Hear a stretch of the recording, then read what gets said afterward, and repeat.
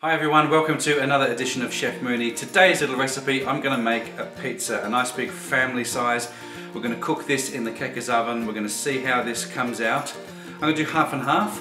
We made meatballs in my last recipe in this oven. So we're going to do a meatball pizza one side, and the other side is just going to be straight bocconcini, spinach and a little bit of tomato. So we'll do half vegetarian if you like, and half meat lovers. We're going to use some prosciutto ham and some mozzarella on that side. On the other side, bocconcini and spinach. Keep it vegetarian.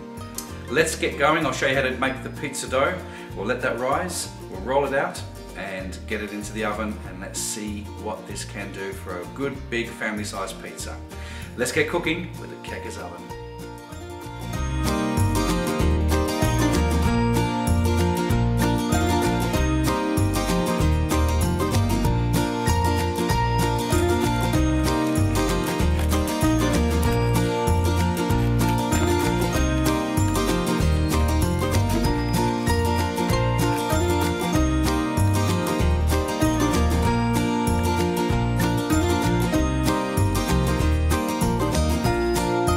To make the pizza dough, you need 1.5 cups of warm water, 7 grams of active yeast or dry yeast.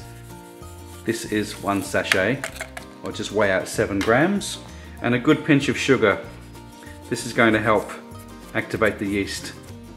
Now just give that a bit of a mix, and you want to set that aside until it starts to ferment, and you'll see this happen in around 10 minutes. So just put that to one side, a nice warm place. Into another bowl you want 4 cups of bread flour. Now I'm using a high protein strong bread flour. This is going to be great, makes the pizza nice and light. It's high in gluten and it's a strong bread flour, so we're going to need to add some salt to this and just give it a good mix through. Now the yeast has started to activate. You can see it's gone all frothy. I think we're pretty much ready to go. You can leave it a little bit longer. It just means that it's going to take less time for the dough to rise. And now all we need to do is pour it in to our dry ingredients. Just pour it all in. And what you want to do is just give it a stir around, just pulling that flour into the center, just giving it a good mix.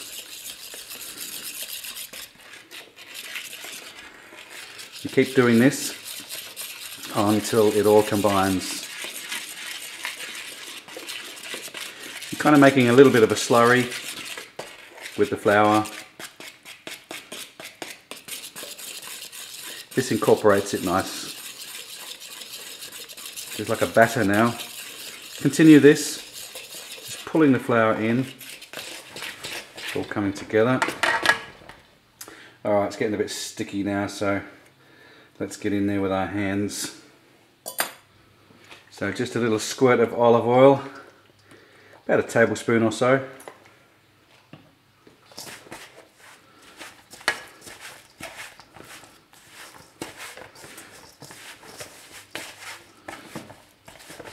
Now you have to be rough with this, because we're going to need this now once we get it out on the bench until it's nice and smooth and soft. We want a nice soft pliable dough. Just keep going. Now you can still see it's a little bit dry, so I'm going to add just another bit more olive oil through there just to pick up those loose pieces. So I'd say about three tablespoons, 3 good tablespoons of olive oil. Now it's starting to mop up, and you'll find this comes away from the bowl, doesn't stick to your hands. The oil gives it that nice consistency. The dough is not so dry. We're going to get this out onto our bench now. We're going to start kneading it for about 10 to 15 minutes.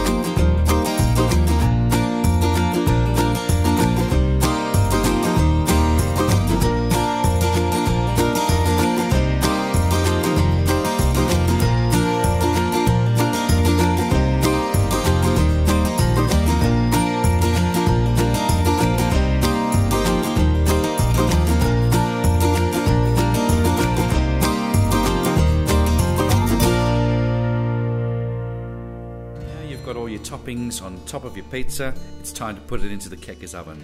You're going to preset the oven to 250 degrees Celsius. Make sure your top and bottom element are switched to the on position. And you want to cook this pizza now for about 35 to 40 minutes or until it's nice and golden brown. Now my pizza has come out of the oven. It's had about 45 minutes. As you can see, the top is golden brown, the cheese is melted, a beautiful meatball, the prosciutto ham. It's a thin, crispy pizza. You can make the base a little bit thicker if you wish. You can add whatever topping you like. I hope you give this recipe a try. It's meatball one side and the vegetarian the other. Now if you have any pizza dough left over, why not make some garlic bread? Just spread a little bit of garlic over the top with a bit of olive oil, a little bit of salt, cook it in the Keka's oven, and there you have that beautiful garlic bread to go with your pizza. Until next time, you have yourselves a great week. Take care.